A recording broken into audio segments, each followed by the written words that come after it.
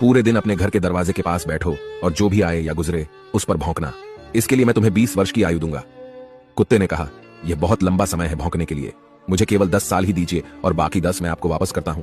भगवान मान गए। फिर भगवान ने बंदर को बनाया और कहा, तुम करतब करो और लोगों को हंसाओ, इसके लिए मैं तुम्हें 20 वर्ष की आयु दूंगा। बंदर ने कहा, 20 वर्षों तक करतब करना, क्या मैं 10 वर्ष वापस कर दूं जैसे कुत्ते ने किए? भगवान मान गए। इसके बाद भगवान ने गाय को बनाया और कहा, तुम्हें हर दिन किसान के साथ खेत में जाना है, उसका हाथ बटाना है और किसान के परिवार को दूध देना है, इसके लिए मैं तुम्हें 60 वर्ष की आयु दूंगा।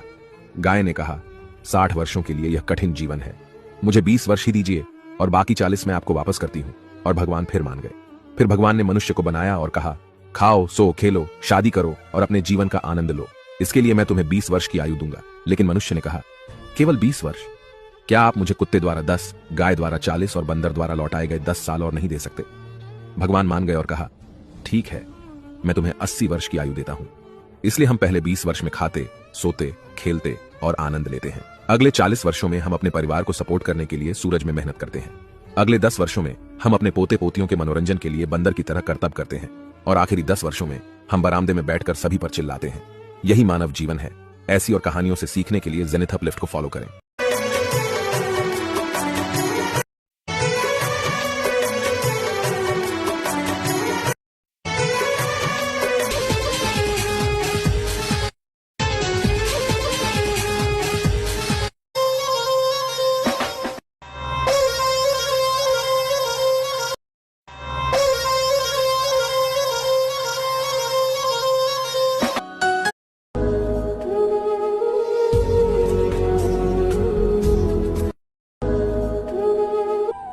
सजा तो बहुत दी है जिंदगी ने हमें, पर कसूर क्या था ये नहीं बताया। बाबा, सजा तो बहुत दी है जिंदगी।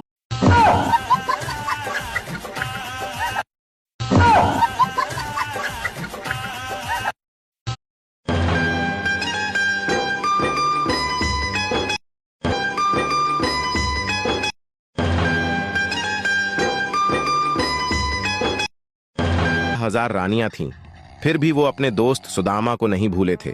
और आजकल तो लड़के एक लड़की क्या पटाली साले फोन तक नहीं उठाते। श्री कृष्ण की 16,000 रानी।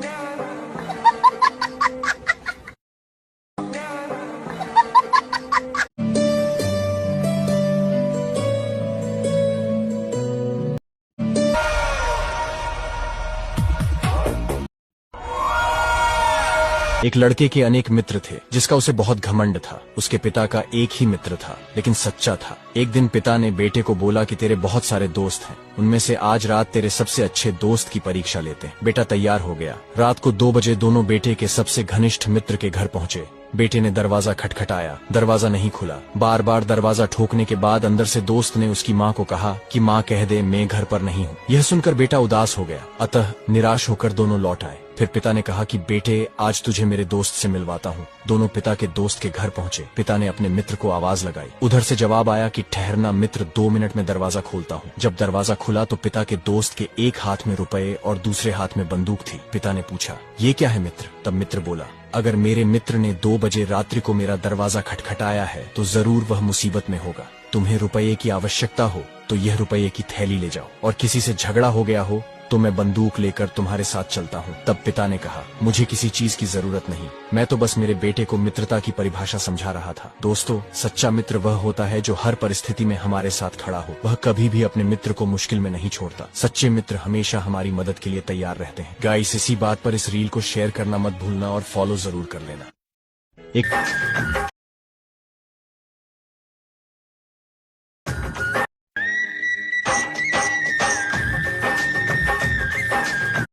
में होना चाहिए ताकि लोग टिकट खरीद कर देखें। आप शादी करने के लायक नहीं हैं।